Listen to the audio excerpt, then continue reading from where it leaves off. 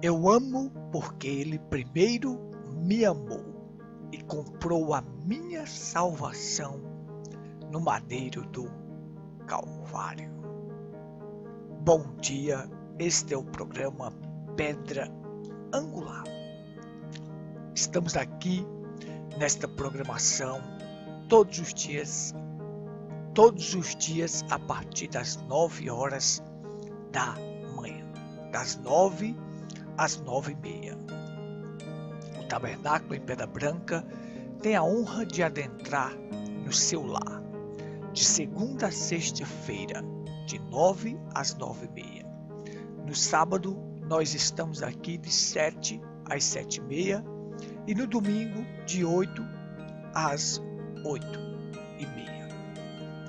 Saiba que é um prazer e uma satisfação maravilhosa estar de volta com vocês na apresentação deste programa. Eu sou o irmão Gutenberg. Estou sempre com vocês nesta programação de fé, sempre com o objetivo e a finalidade de transmitir as verdades de Deus reveladas para esta última geração. Não estamos aqui para fazer proselitismo, não estamos aqui para sermos melhor do que ninguém. Estamos aqui para propagar a verdade na sua totalidade. Não tiramos e nem acrescentamos. Seguimos a regra de salvação. E a regra de salvação é clara: não tire e nem acrescente, para que não seja tirada a sua parte na árvore da vida e não seja acrescentada as pragas contidas neste livro. Então, a regra de salvação, Apocalipse 22, 18 e 19. Não acrescente ou diminua nada. E aí nós seguimos essa regra colocando tudo na ordem. Mas a gente sabe que a Bíblia tem sido invalidada pelas tradições humanas, por dogmas, credos e doutrinas falsas. A indústria de doutrinas falsas não abre falência, porque há muitas fábricas. É uma grande rede universal. É uma rede universal espalhada e abrindo uma em cada esquina e chegando mais. A gente costuma dizer assim que qualquer um hoje, qualquer um que apareça por aí pode ser pastor. Está errado. Está errado. Um homem para ser pastor tem que ter um chamado divino. Ninguém toma essa honra para si se não for chamado por Deus. E a Bíblia ensina: aquele que aspira o episcopado, excelente obra almeja. É uma excelente obra, não é uma obra de qualquer um, não. É para aqueles que têm chamado e para aqueles que foram chamados por Deus para esse ministério. Mas se você vai ali, tem uma fábrica, teologia, chamada teologia. Você vai ali, tem uma fábrica para fabricar pastores. Basta você ir ali fazer uma teologia e aí você se torna um pastor. Quanta blasfêmia, quanta ignorância, quanta falta de bom senso. Pessoas sem ter experiência com Deus, sem saber quem é Deus, sem ter experiência do novo nascimento, se torna pastor. Quanta tristeza, mas cada um irá prestar conta dos seus atos, daquilo que estão fazendo. Então aparece qualquer um, bota uma igreja aí na esquina e aí se torna pastor. Olha só, se torna pastor. Porque muitos estão desempregados e arrumar uma forma de vida, um meio de vida para eles ganhar a vida desta forma. Botando uma igreja ali para ver se consegue viver desta forma. Mas vamos aqui em frente. Nós não estamos aqui para denegrir ninguém. Estamos aqui para propagar a verdade. Sabemos que a verdade irá ferir os seus conceitos errôneos. Mas fique com a verdade que você será libertado. Bom, seguindo a nossa sequência, que eu estou falando aqui, as 7 frases de Jesus na cruz, nós temos palavras que Jesus proferiu na cruz, que são palavras maravilhosas. Palavras de redenção, de esperança, palavras de apoio, palavras de vida. Nem mesmo estando na cruz, ele nos abandonou. Não.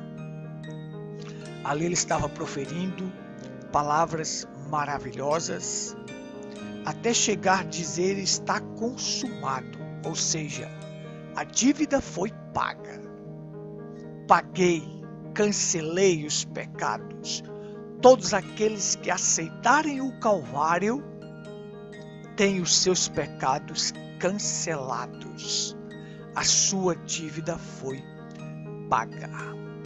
Então, nós vamos seguir aqui na terceira frase que ele diz aqui em João capítulo 19, a partir do... seria no 27, mas nós vamos ler aqui no 25. João 19, o Evangelho de João, capítulo 19, versículo 25. E estavam junto à cruz de Jesus sua mãe e a irmã de sua mãe, Maria, mulher de Cleopas, Maria, mulher de Clopas, e Maria Madalena. E, vendo Jesus a sua mãe, e que o discípulo a quem ele amava, que ali estava, disse à sua mãe: mulher, eis aí o teu filho. Depois disse ao discípulo: eis aí a tua mãe. Desde aquela hora, o discípulo a recebeu em sua casa. Uma pequena palavra de oração. Pai, tua palavra é a verdade. E nós agradecemos por essas palavras de vida eterna. Unge os ouvidos e os corações daqueles que estão do outro lado para captarem esta palavra. Em nome do Senhor Jesus Cristo. Amém e amém. Deus vos abençoe a todos que estão do outro lado. Nós vamos seguir aqui na nossa reflexão com essas palavras de apoio e de responsabilidade que Jesus proferiu ali. Mesmo na cruz, ele profere palavras de apoio e de responsabilidade àqueles que estão ao pé da cruz. A gente sabe que Jesus ele foi gerado, a carga genética de Cristo, ela é totalmente divina. Ele não tem nenhuma carga genética humana, é divina.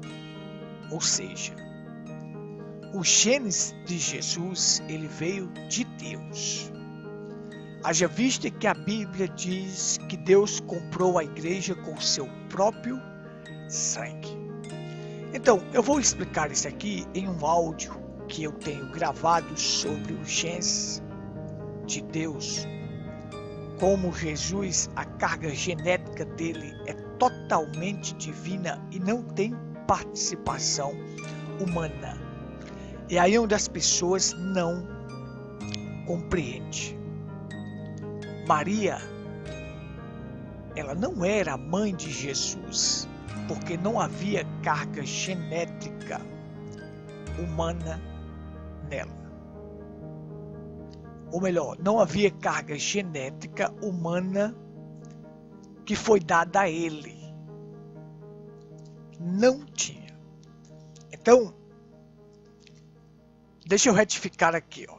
Não existe carga genética humana na geração do Filho de Deus.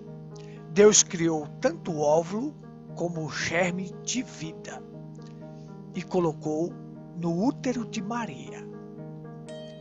E ali gerou um corpo com o nome de Jesus. Então, tanto o óvulo como o germe de vida, o germe sanguíneo, veio de Deus. Você vê que eu que estou aqui para ser gerado, o óvulo teve que vir de minha mãe e o germe de vida do meu pai. Aí formou eu. Desenvolve o embrião com parte da mulher que se despreende e parte do homem que é o germe de vida. Lembre-se que o macho é quem tem o germe de vida. Mulher não tem germe de vida para gerar. No caso de Jesus, não poderia o óvulo ser de Maria. Não poderia. Por quê? Porque senão teria participação humana na geração do Filho de Deus, ao ser gerado. Então não era dela. Deus criou o óvulo e o germe de vida. Já fecundado no óvulo, colocou no útero de Maria, já fecundado. E ali, Maria foi a incubadora, pelo qual transportou os alimentos para aquele corpo. Você sabe, se você pega uma pessoa que nasce de 7 meses e coloca numa incubadora, você sabe que a incubadora não é a mãe daquela criança, mas é o veículo pelo qual a criança fica armazenada até completar a idade de sair dali. Creio que você esteja entendendo. Então é dessa forma. Mas ele proferiu essas palavras de apoio para ela, que ela iria ficar com um discípulo amado. Ele não nos deixa órfãos. E ele sempre está nos apoiando. Jesus, aqueles que estão ao pé da cruz, saiba que terão palavras de apoio para continuar a caminhada. E aquele discípulo amado, João, quando Jesus disse, mulher, eis aí teu filho, e diz para o discípulo, eis aí a tua mãe, e ele a levou naquela hora e recebeu em sua casa. Jesus sempre chamava ela de mulher e não de mãe. Era desta forma. Então essas palavras aqui são palavras de apoio àqueles que estão ao pé da cruz. Mas eu quis usar essa base para explicar para vocês como foi o nascimento de Cristo. Então veja, escute agora o áudio gravado que você compreenderá o que era a carga genética de 23 cromossomos do macho e 23 da fêmea. E aí forma uma carga genética com 46 cromossomos que está os nossos traços característicos no DNA. Então, ouça com atenção e você entenderá claramente isto. Deus te abençoe.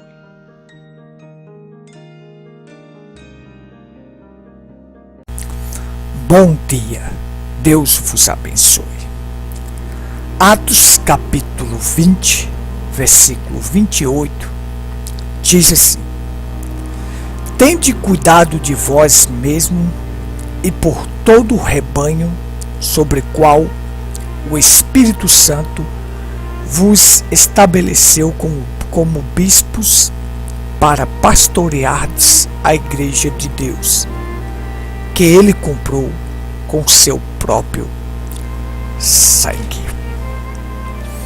Então a igreja foi comprada pelo sangue de Deus, não pelo sangue da suposta segunda pessoa da Trindade, mas pelo sangue de Deus. Alguém me perguntou como é que aconteceu isto. como isto se realizou? Era o sangue do próprio Deus? Sim. E outra pessoa me perguntou: como Maria não podia ser a mãe de Jesus, se ela o amamentou? Então, eis a explicação. Veja só.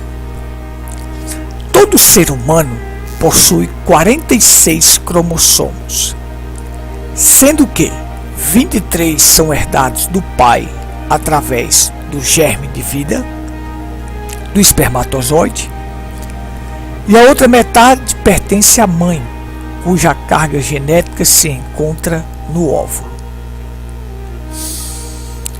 Então veja só, o esperma, vou chamá-lo de germe de vida.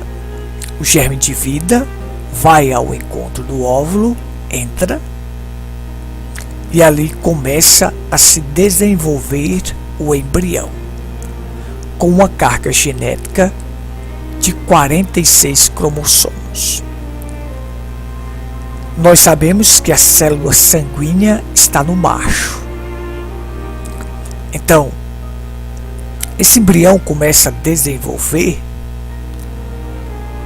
com participações humanas. Eu estou aqui falando para vocês. Os meus traços característicos vêm do meu pai e da minha mãe. 46 cromossomos, formando a minha carga genética. Mas Jesus não foi assim. Ele não teve participação humana na geração do Filho de Deus ao ser gerado. Toda carga genética de Cristo veio de Deus. A carga genética que chamamos DNA e RNA. Essa carga genética de Cristo, ela foi herdada de Deus. Ela é 100% divina. Veja só. Deus criou tanto o óvulo como o germe de vida, fecundou e colocou no útero de Maria já fecundado. Então, conclui-se que esta carga genética ela é divina. Porque não podia ter participação humana. Se houvesse participação humana na carga genética, ele seria contaminado pelo pecado. Davi diz: em pecado fui formado e em iniquidade me concebeu a minha mãe. Da forma que um ser humano é concebido, o germe de vida se encontra com o óvulo, entra, ali está a concepção, concebido em pecado. Jesus não foi concebido desta forma. Ele foi concebido por Deus. Deus criou o óvulo e o germe de vida, fecundou e colocou no útero de Maria. Jesus tem uma carga genética 100% divina. Por isso que ele é sem pecado. O seu corpo refletia a herança genética de Deus. Não de nenhum macho e de nenhuma fêmea aqui da terra, mas toda a sua carga genética foi refletida e é a herança de Deus. Então aí que a gente afirma: não existe participação humana na concepção, na geração do Filho de Deus. Ao ser gerado, não houve participação humana. Então ele não tem nem sangue judeu, nem sangue gentil. O sangue dele é do próprio Deus, porque foi Deus quem reproduziu a célula sanguínea. Aí você me diz: Maria não o amamentou? Ao ter amamentado ele e ter ajudado na formação dos músculos, ela se torna mãe. Eu disse: não. para ser mãe ou pai de alguém, eu tenho que ter a carga, eu tenho que depositar a minha carga genética. Então hoje eu estou aqui, mas eu tenho a carga genética do meu pai e da minha mãe. Então isto eu fui gerado pelo meu pai através do germe de vida quando se encontrou com o óvulo da minha mãe. Então ali está a minha carga genética. Mas Maria foi só como uma incubadora. O corpo de Maria foi a fábrica química, mas ela não contribuiu para mais nada. Os genes de Jesus vêm de Deus. Então ela foi a fábrica química pelo qual houve o processo dele ser alimentado. Ela foi como uma incubadora. Uma incubadora não é mãe de uma criança. Uma criança nasce de 7 meses.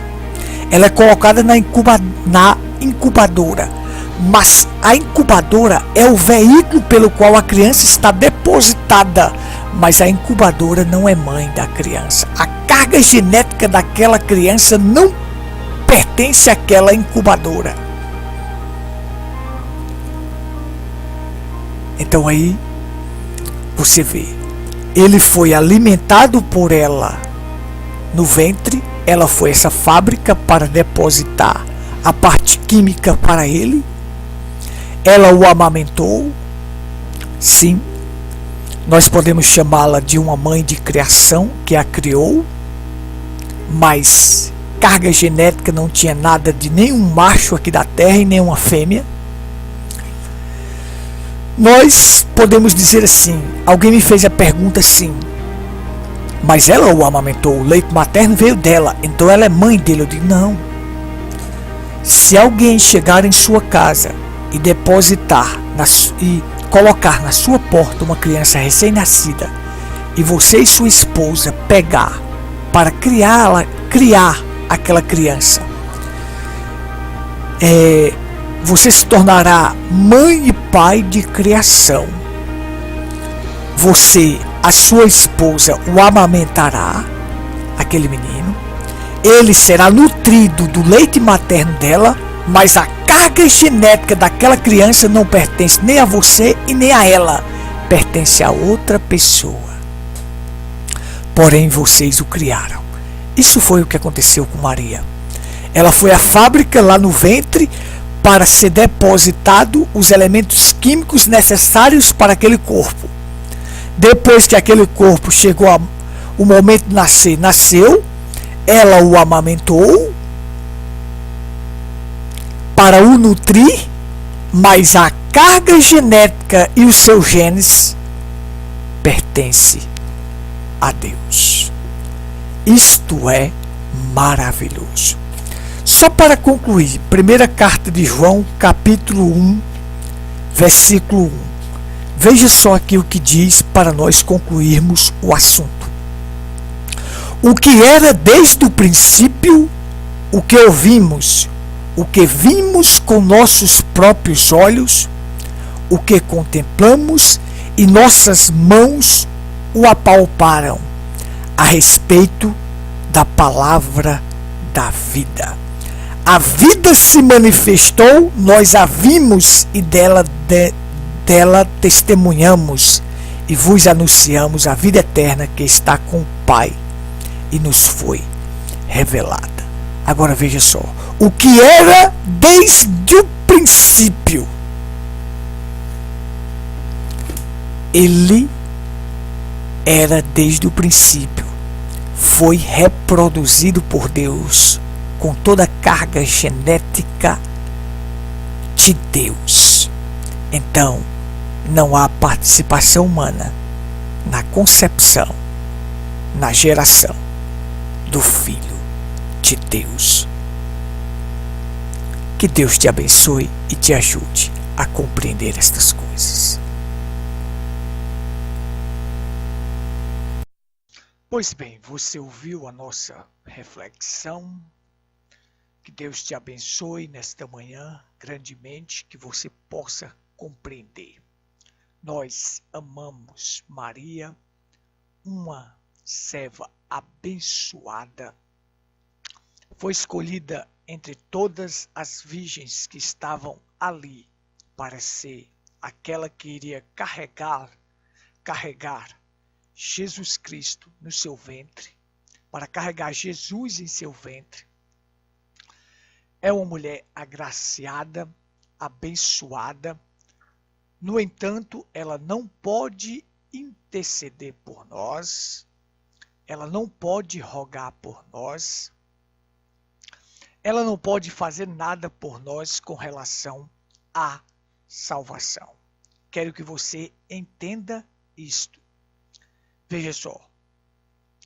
Porque a própria Maria disse: a minha alma engrandece ao Senhor, e meu espírito se alegra em Deus, o meu Salvador, pois atentou na humilde de sua serva. Então observe, ela mesma confessou: o meu espírito se alegra em Deus, o meu Salvador. Quem tem Salvador, quando você reconhece que tem um Salvador, é porque você é pecador. Você necessita de salvação. Então Maria foi salva, uma pessoa abençoada, está agora salva. Com toda certeza, digo isso com toda certeza, foi uma daquelas que estava ao pé da cruz e foi uma daquelas que estava no cenáculo quando o Espírito Santo desceu e se repartiu entre aqueles 120 fagulhas de Deus, partículas de Deus, entraram naqueles 120 que estavam no cenáculo. E Maria estava ali e foi cheia do Espírito Santo. Nós a respeitamos como uma bênção divina, mas não pode fazer nada para nos dar salvação, não pode interceder por nós, porque há só um mediador entre Deus e um homem, e só há um intercessor.